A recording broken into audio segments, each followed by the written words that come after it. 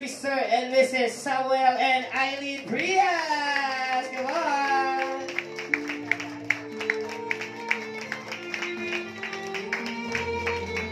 Yun!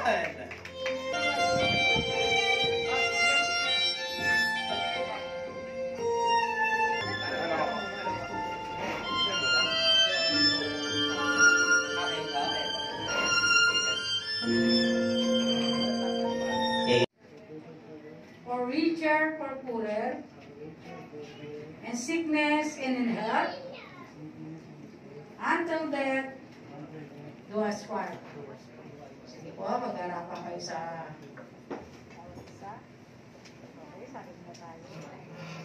Okay, follow me ha. Sige. Mahal.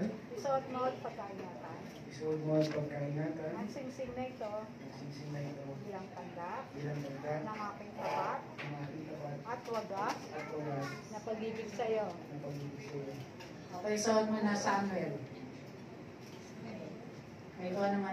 Isuot mo at pagkaingatan. Isuot mo ang pagkaingatan. Ang singsing na ito, Ang singsing na ito bilang tanda tanda ng aking tapat ng aking tapat at wagas at wagas na pag-ibig sa iyo. na pag-ibig sa iyo. Okay, suot mo na Eileen.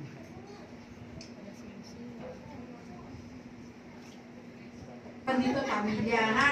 Hindi ito laro. Kumbaga, nakasalasay dito yung kinabukasan ng pamilya niya ha. Sige. Nagpapangako lang na mamamahal dito. Sa tagal-tagal natin, sana dito magtatapos. Okay, palakpakan po natin si Samuel. Sige po, hanggang Eileen. Di ba ganun lang yun? Walang katapusan, ibig sabihin. Sa tagal natin sa 7 years, syempre, tuloy pa rin yan hanggang katapusan ko. Mamahalin pa rin kita hanggang dulo. Yun lang. Puro kayo dulo ah. Sa dulo na, palakpakan po natin si Eileen.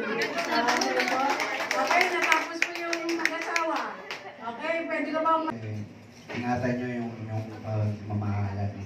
Huwag nyong sisirain ang bawat isa. At kung may problema kayo, medyo nahihiya kayo rin. Nandito lang kami mga ninong. Lumapit kayo, sabihin nyo. At nandito kami para kayo ipakinggan. Yun lang po. Tandaan niyo yan ha. Palakpakan natin si Mr. De La Cristo. Hello po. Hello po sa ating lahat. Kay Samuel at kay Eileen. Siyempre, sa hindi naman tayo laging nasa hindi naman tayo laging magkakalapit. May problema kayo, isa lang masasabi ko, text lang o call. Sir. Pagkapag-sama nyo, magkabibin agad kayo. Para may ako nag-chatty kayo. And then, kahit mag-away kayo, wala yun, away lang yun, pero huwag yung seryosohin. Kasi magkasama kayo. Pero may problema kayo, lumapit lang di ka sa amin. Kumatok na lang kayo sa akin. Bumusan po kayo. Saka ulitin ko po, Sam, huwag mong palitan ng asawa ko. Dagdagan mo lang, Thank you very much. Ano ba yan? Nagkakasala sila, sir. Ayan. Bawal po yun. Mali yan, mali. Sa mata ng Diyos, sa Kung ano man ang yung dalawa, kung konting depresya lang, tayo ng dalawa mag-arito para hindi naabot sa amin. Di ba tama? Pero kung napalagyan nyo na ako, medyo malala, lumapit kayo sa amin. Partner mo nagsilbing pangalawang magulang mo habang ikaw ay nandoon sa atin. Sa lahat ng problema meron ka, kasama mo kami. Kahit ngayon, mag-uumpisa ng bagong buhay meron ka, kami pa rin ang iyong kasama. Huwag mong kalilimutan yan. Mahalin mo si Eileen. Anak, Panginoon, na kayo po ang magpalaugad kayo po ang magpala sa kanilang pagsasama na ang sinabi mo sa iyong salita, ang pinagsama ng Diyos ay hindi pwedeng paghiwalayin ng tao. Lord, inaangkin po namin ang pangako mo po yan na anuman po ang mga pagsubok, problema, pagpapala o kagalakan na nagmumula sa inyo. Kayo po ang magbigkis ng tunay na pag-ibig at kagalakan na nagmumula sa inyo. Ang walang kondisyon na pag-ibig mo ang siya pong maghahari. At pagpalain mo rin po ang judge na na kayo po ang saksi. Kayo po ang manguna at kayo po ang lahat po kami na magiging saksi ng Panginoon na isang grade ng aming mga pamangkin ugat ay kayo po ang magpala na magbigay po ng kalakasan, kalusugan. Ganon din po Diyos ang mahabang pasensya Panginoon dahil ang pag-ibig ay kalakip po ng pagtitiwala at pagtitiis at kagalakan at pag-ibig na walang kondisyon. Ano man po yung magkaibang buhay po nila ngayon ay pag-iisahin mo sila ninyo sa harapan ng presensya ng Banal Espiritu at sa lahat po kami na nandito na maging witness Panginoon. Pagpalain niyo rin po ang magkakasal na judge Panginoon at kayo pang magbigay po ng patuloy po na wisdom Panginoon, ang kagalakan, ang higay Panginoon na pagsasama ng bilang mag-asawa. Pagpalain niyo po ang inyong lingkod, Panginoon, na magkakasal, ang ikakasal, Panginoon, ang patuloy po na pag-ibig na walang kondisyon, anuman po ang kakulangan ng bawat po ng inyo, Panginoon, ang pag-ibig at katapatan at wala pong tinatangi o wala pong kondisyon, Panginoon, at ang bawat isa, Panginoon, ay bigkisin niyo po ng tunay na kagalakan at katapatan, Panginoon. In Jesus' name we pray. Amen. Thank you po. Palakpakan sa batas ng Diyos sa batas ng tao. Okay, Samuel, nandito ka ba ngayon sa Himalayang kagustuhan? Walang halong pamimilit o dahas, na paglilingkuran at mamalin si Aidin habang ikaw ay nabubuhay. Okay, Aidin, nandito ka ba ngayon sa Himalayang kagustuhan? Walang halong pamimilit o dahas, na paglilingkuran at mamalin si Samuel habang ikaw ay nabubuhay. Okay, at wala po bang tumututol sa kasalang ito? Kung meron po, magsabi. Kung wala po, baba na po ang kamay. Upo muna po tayo. Explain ko lang po yung halaga ng kontratang yung nilagyan. Sige po, upo muna po tayo. Sige po. Sige po, okay, Samuel at Aidin, sa pagpapatuloy ng kasalang ito, ipapaliwanag ko sa inyo kung ano ba ang halaga ng kontratang yung nilagdaan sa buhay ng mag-asawa. Ito po ay espesyal na kontrata sa pagitan ng isang babae at lalaki na kayo po ay magtatatag ng isang pamilya sa isang pamayanan na lain sa batas Republika ng Pilipinas. At ang kasal daw ay tinatag ng Diyos upang tanggapin at respeto ng bawat isa. Ito rin po ang magiging pundasyon ng inyong pamilya at ng inyong magiging anak in the future. Okay, Samuel at Irene, sa pagsasama bilang mag-asawa, meron po kayong limang obligasyon na dapat niyo pong isaalang-alang sa buhay upang ngayong pagsasama bilang mag-asawa ay maging habang buhay. Una, kayo po ay titira lamang sa isang bubong at hindi magkasamang magkahiwalay. Nagampanan nyo na yon, Samuel at Aidin, kasi nagsasama na kayo bilang mag-asawa. Ilang years na? 5 years. Okay. Pero ngayon lang naisipang magpakasal. Sabi nga raw, Aidin at Samuel, once na ang babae at lalaki nagsama sa isang bubong ng walang basbas ng kasal, nagkakasala po kayo sa mata ng Diyos sa mata ng tao at hindi po kayo kilalanin ng ating batas na mag-asawa. Wala pa po kayong anak. Kasi kung nanganak si Aidin at nagkaroon kayo ng supling, kung hindi po kayo kakasal, ay hindi po sila magiging legitimate child. At sa lahat ng hensya natin gobyerno, once na may kukunin po kayong Samuel and Aidin, gawin yung center sa inyong pagsasama ay ang Diyos at ang tiwala. Yun, pinakamahalaga sa pagsasama niyo, tiwala. Lalo sa ibang bansa siya nag-work. Basta napapag-usapan kung ano ang magiging problema ninyo. Huwag sasabayan ng galit. Basta magmahalan kayo. Yun lang. Okay po, thank you po ma'am, Ma'am Ayola. Sige po, si Mrs. Flora Ipilan po. Samuel, again, sa pag-aasawa, maraming pagsubok na darating sa inyong buhay. Basta gawin niyo lang sentro ang Panginoon sa inyong buhay ay hindi kayo pababayaan. kayo ay magtatagal hanggang sa katapusan. Sinasabi yung katapusan. Patagal kayo katapusan ng mundo. Magagawa pa kayo ng mga baby nyo. Basta pagkatiwala nyo lang sa Panginoon yung relasyon, magtatagumpay kayo. Ito lang po ang ipapayo ko sa kanila. Okay po, ma'am. Thank you po, Mrs. Ansus. Okay po, maraming po salamat. Pumalak pa kayo kasi hindi kayo pakakainin ni Samuel at ni Aileen. Sige po. Okay, natapos po tayo sa ninong at ninang. Sa parents po. Nasaan parents ni Ga Samuel?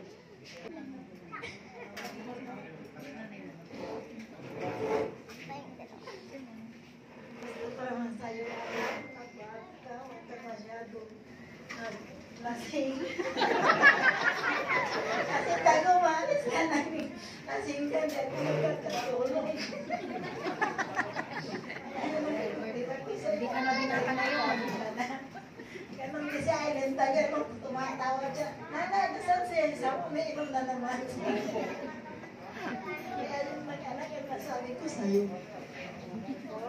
Iwasan na yung ha? Kasi alam mo, Samuel, Christian ka. Kumbaga, ano yung loob, yung kalooban ng Panginoon sa buhay. Okay? Nasa yung parents mo ni Aileen po. Sino po yung parents ni Aileen?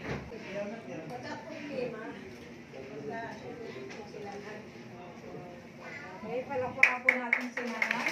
Thank you sa inyo lahat. Maraming salamat sa mga mensahe na under Article 7, Paragraph 2 of the Family Code of the Philippines, I pronounce you as husband and wife. Samuel, patunayan mo sa akin at sa mga saksing narito na tunay na mahal mo si Aileen. You may kiss the bride. 3 seconds. Sige po, kiss. 1, 2, 3. Okay, palapang po natin bagong kasal. Best wishes and congratulations po. Okay, bless kayo sa ninong at ninang sa parents. Nandiyan po silang lahat. Sige po, mag-bless po kayo at balik po kayo sa akin. Tuloy na. Let's pray. Father God, thank you po sa iyong katapatan, sa kanilang mga buhay. Ang mag-asawang ito, Panginoon, na pagkain po na aming pong pagsalusaluhan, O God. Tunay nga na pinatunayan niyo po ang iyong katapatan. Marami pong alulod, mga palad, mga bisig na tumulong, Panginoon, para sa pag-iisang tigdig, Panginoon. Pagpalain niyo rin po ito, Panginoon, sa lahat ng dinaluyan na mga palad nito. Ibalik niyo po ng siksik, liglig at umaapaw. Kayo na po ang bahalang magbalik sa kanila, sa kanilang tulong, sa aming pamangkin. At kayo po, Panginoon, ang tunay na magpapala. Ano man po ang gagawin ng aming mga kamay, Panginoon, ay pagpapalain niyo po at ng siksik, liglig at umaapaw na pagbabalik mo ng pagpapalang ito. Maging sa larangan po ng finances, relationship, Panginoon, kalusugan, Panginoon, lahat ng aspekto ng aming mga buhay, Panginoon, maging ang mag-asawa o Diyos ay pagpalain niyo ito, physical, spiritual, finances, at relationship. Thank you po sa katapatan mo at nawa magsilbi po ang pagkain na ito sa kalakasan ng aming mga physical na pangangatawan. Salamat po, Ama, sa kalakasan at kalusugan na ibibigay mo sa aming lahat. In Jesus' name we pray. Amen. Happy birthday. Yes.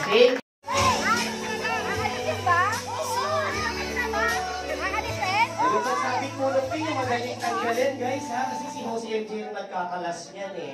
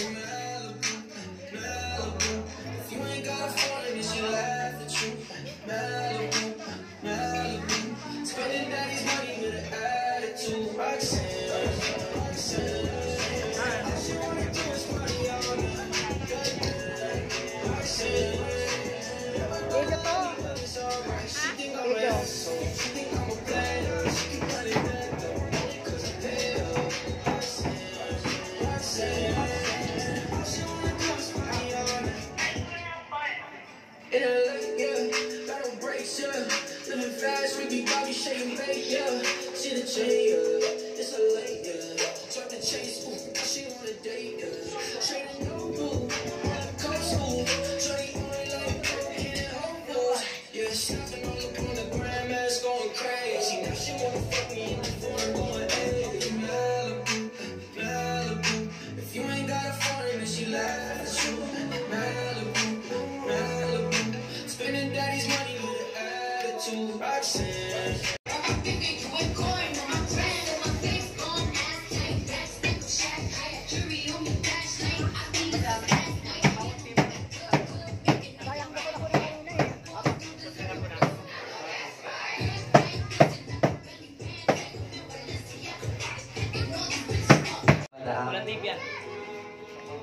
Magkikis ang daw, syempre. At syempre yung couple natin, dapat may kiss din sila with holding the dove. Sige sir. Nakakarami na si Samuel, oh. And syempre, Samuel and Eileen, whenever you're ready, can release the doves ako. Bilang po kayo. Bilang na lang ako para sabay. 1, 2, 3. Wow! Ba't siya rin?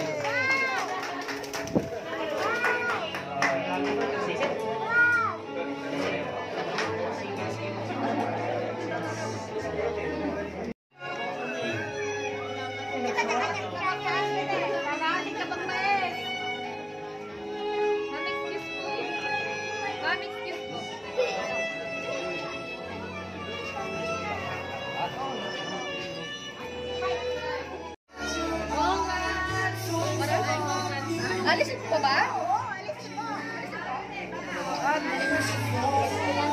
Mas maganda yan ma'am kung yung pahaba na gano'n. Duktong-duktong ma'am, parang maganda.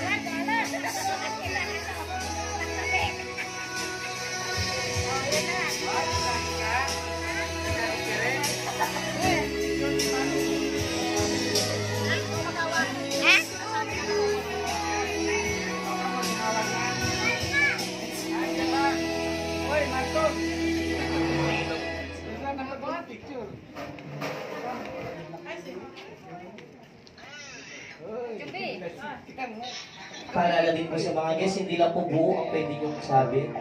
Pwede rin po yung barya. Discarte na lang natin yung guys kung paano natin isasabi.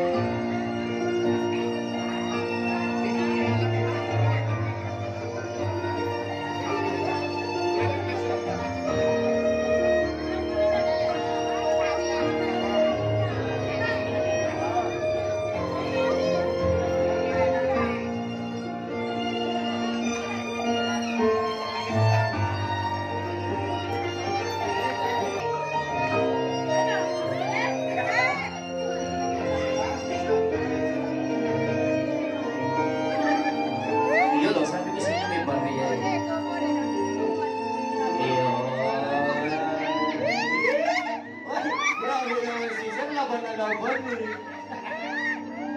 Laban na laban si Sir. Ma'am, excuse me po, ma'am. Doon tayo sa bayan muna. Halika.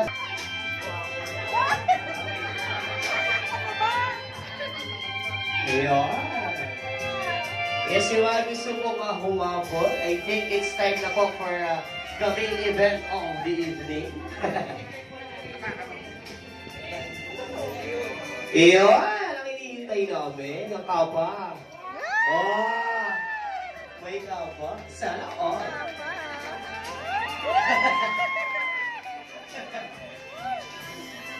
Galing daw naman yan. Kapa!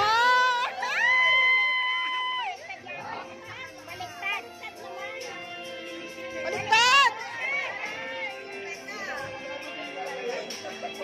Nakatukay, binauwi oh. Diyan ko lang, inaayos na kayo naman. Ayan! Oh, may kapa! Ang haba!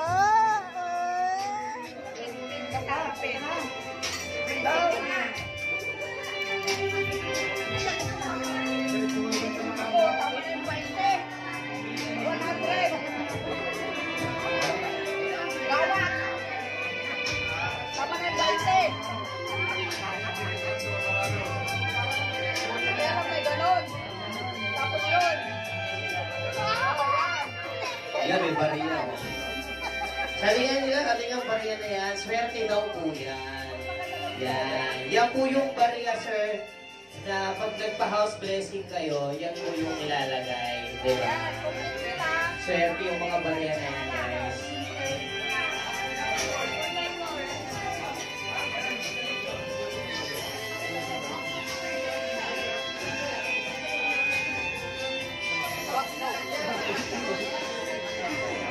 So, let's give our last and final call sa mga gustong magsabi. So, this is your last chance. Yung mga gusto pong humabol,